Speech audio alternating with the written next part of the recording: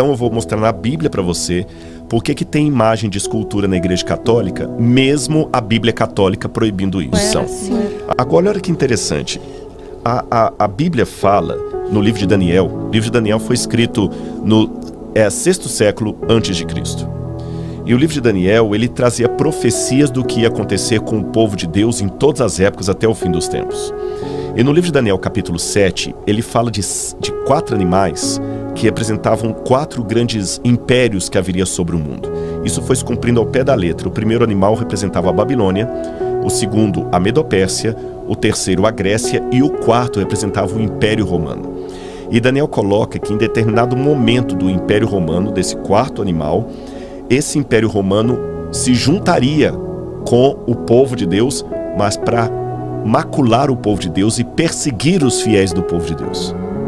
E o Apocalipse dá mais detalhes disso, e o apóstolo Paulo também, quando fala de uma grande apostasia que viria antes da volta de Jesus. Apostasia é uma palavra grega que significa desvio da fé, quebra da aliança.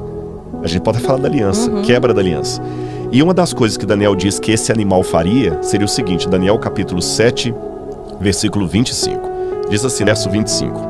Falando desse monstro simbólico, né, que era Roma, junto com o cristianismo. Ele falará contra o Altíssimo, oprimirá os seus santos e tentará mudar os tempos e as leis. Curioso que a palavra leis que aparece aqui no livro de Daniel não é lei no sentido secular da palavra, é a lei de Deus. É a mesma palavra que aparece no capítulo 6, quando os inimigos de Daniel falam o seguinte: eu tenho certeza que ele não fará nada contra o rei, a menos que seja uma coisa que esteja escrito na lei do seu Deus. É a mesma palavra. Então, esse poder cuidaria em mudar os tempos e a lei. Os tempos, a palavra idam em hebraico significa calendários. Tanto é que na tradução católica está assim: e cuidará em mudar os calendários e a lei. Roma, na sua forma pagã e na sua forma papal, mudou os calendários e a lei de Deus. Sim. Aqui, E alguém até já me falou, mas depois tem uma parte que fala em que no templo haviam imagens de anjos. Isso é então verdade. pode ter de anjos, não pode ter de santos, então acaba entrando em Isso é verdade, só né? que tem uma questão. Lá por isso que eu falo, se for para ilustração, tudo bem. Eu não teria problema de ter uma Bíblia ilustrada. Aqueles anjos que estavam ali no tabernáculo, fundidos de ouro e desenhados também nas paredes, eram para ilustrar o que queria dizer. Jamais um sacerdote se ajoelharia diante daqueles anjos. Sim. Nem a Arca da Aliança, que era o símbolo da presença de Deus, podia ser adorada. Tanto é que Deus colocou a arca dentro do santuário e no lugar santíssimo. E o único que podia entrar diante da arca, onde tinha esses anjos, era o sumo sacerdote uma vez por ano. Então o povo não ficava vendo esses anjos. Sim. E o dia que o povo cometeu a besteira de querer fazer uma procissão com aquela arca para levá-la como um amuleto para vencer os filisteus, encostou lá, eles perderam a guerra, a arca foi roubada e foi um vexame, porque Deus mostrou, não é essa a função. A Igreja Católica, ela tem uma coisa a favor dela. Ela não alterou o texto bíblico ao longo dos anos.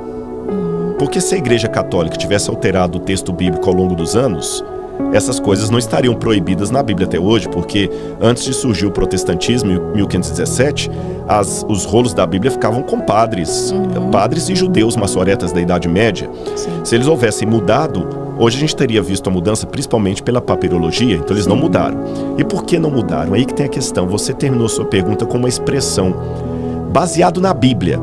Não existe na tradição católica essa expressão baseado na Bíblia.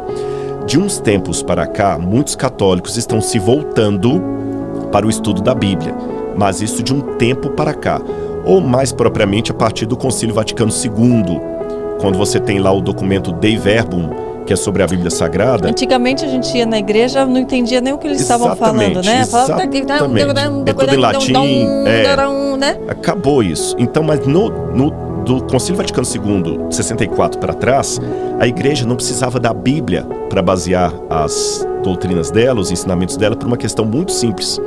Ela tinha a autoridade papal. Dos dogmas católicos é o que o Papa fala ex cátedra, que em latim significa aquele que ele fala sentado na sua cadeira de pontífice. Ele é o vicarius filideis. Cátedra é o seguinte, da cadeira. Então, o vicarius filideis significa substituto do Filho de Deus. É um dos títulos papais. Então, o que ele fala sentado na cadeira de Papa é como se fosse o próprio apóstolo Pedro inspirado por Deus falando. Então, se o Papa decretar amanhã na cadeira dele que todo católico tem que vestir preto, virou doutrina da igreja. Virou lei.